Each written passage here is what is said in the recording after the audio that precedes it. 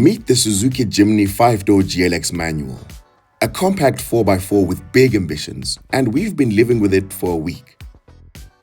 And now most of you, as I, have probably come across multiple Jimny reviews by now, so you've already heard that it's not the greatest as a daily runaround car.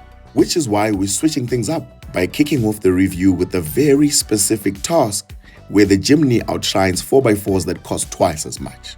And that is off-roading.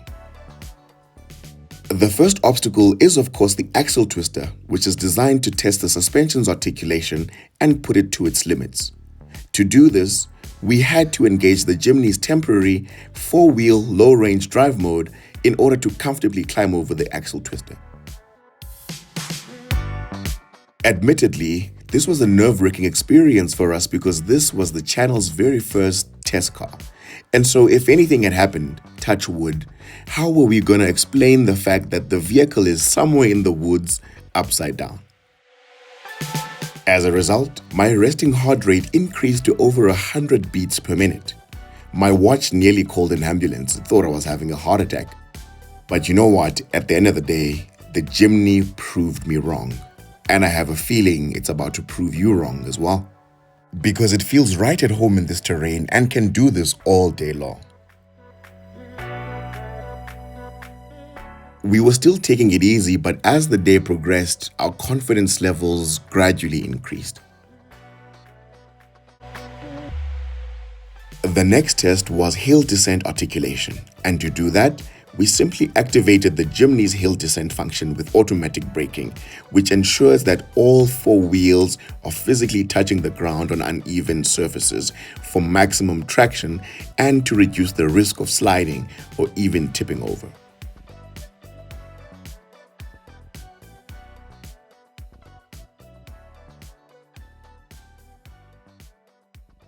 Yeah, no, at this point I realized that content is killing the youth. I was breathing hot and heavy. Aye, Mara, you see the things we do for you guys.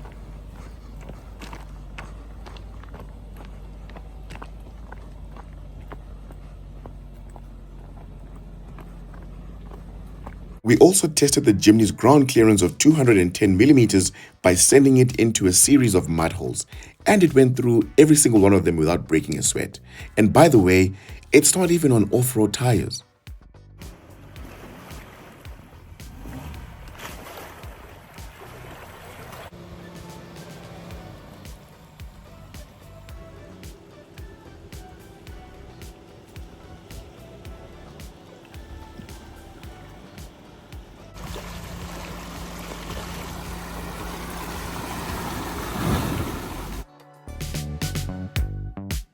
Now, on the way to the final mud hole of the trail, we came across a huge sign which read, "Before barging across, send wife or co-driver through the mud hole to check for most suitable path." Which to me translates to, if you want to enjoy your dinner tonight, go around the mud path, not through it. My wife was with me, but deep down I knew that if we go in, then we're definitely leaving the Jimny here tonight. So yeah, we went around it instead. In summary, the Jimny exceeded my expectations as far as off-roading is concerned, and whatever reservations I might have had before are completely annihilated.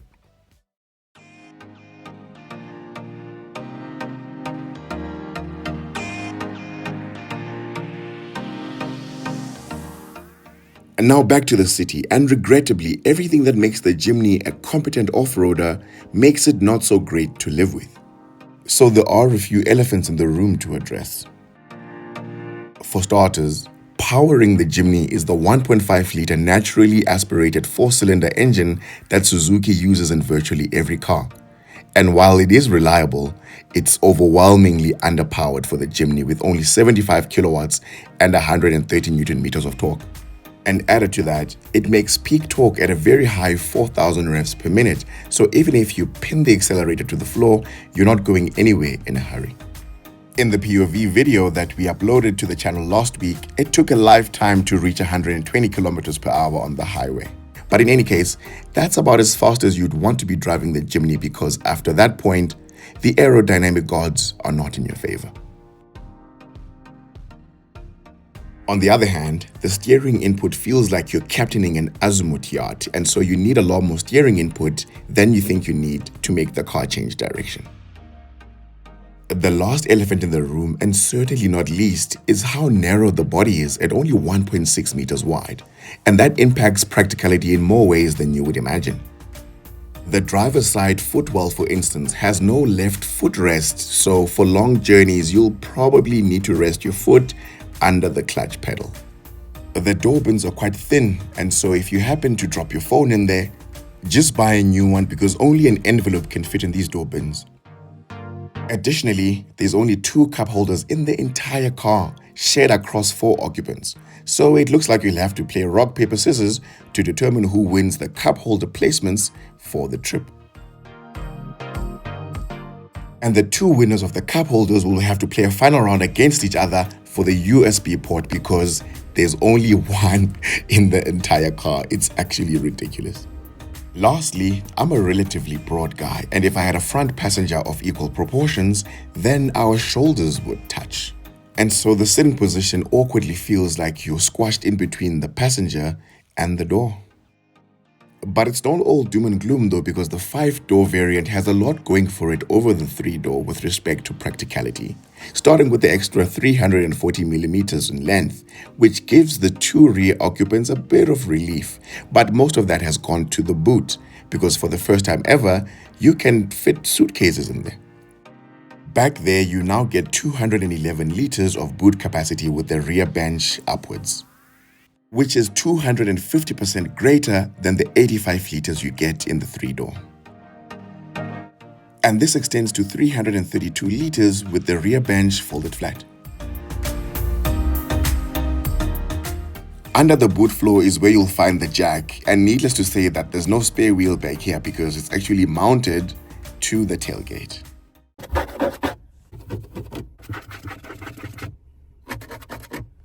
Up front, you do get some hard and scratchy plastics, which I would ordinarily have an issue with, but in this particular occasion, it suits the utilitarian nature of this vehicle.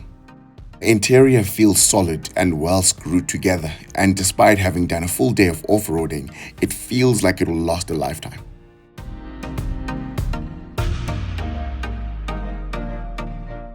The 9-inch infotainment system is simple and easy to use with clear graphics.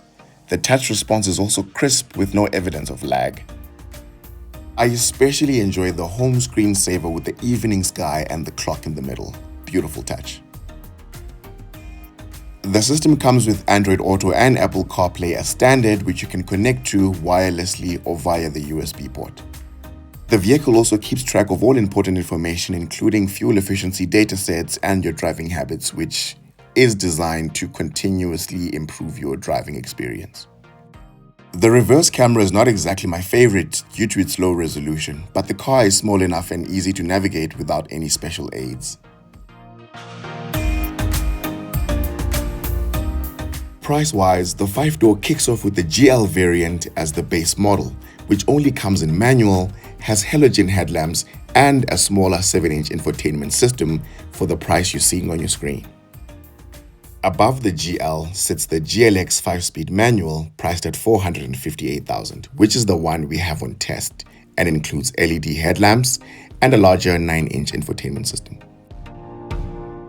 The top of the range is the GLX Auto, which is priced from 480,000 rands and adds a 4-speed automatic gearbox. But I suspect the GLX manual is the one to have because it's more fuel efficient and marginally quieter at speed, although it needs an extra gear itself as well.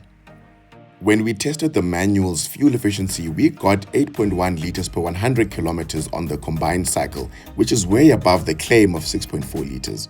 However, once the engine fully breaks in, you can expect to average around 7 liters to the 100. I'll leave a link of that video in the description box below. On finance, you would pay 8,807 rands for the GLX manual we had on test at the current prime interest rate of 11% per annum with no deposit, no balloon payment over 72 months. A full tank of petrol will cost you 865 rands at the current inland price of 95 octane unleaded for this 40-liter tank.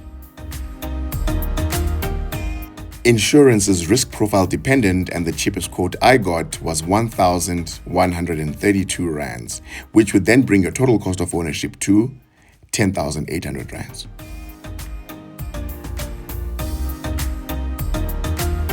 To summarize our thoughts, the Jimny is a highly capable off-roader that is not so great to live with as a daily.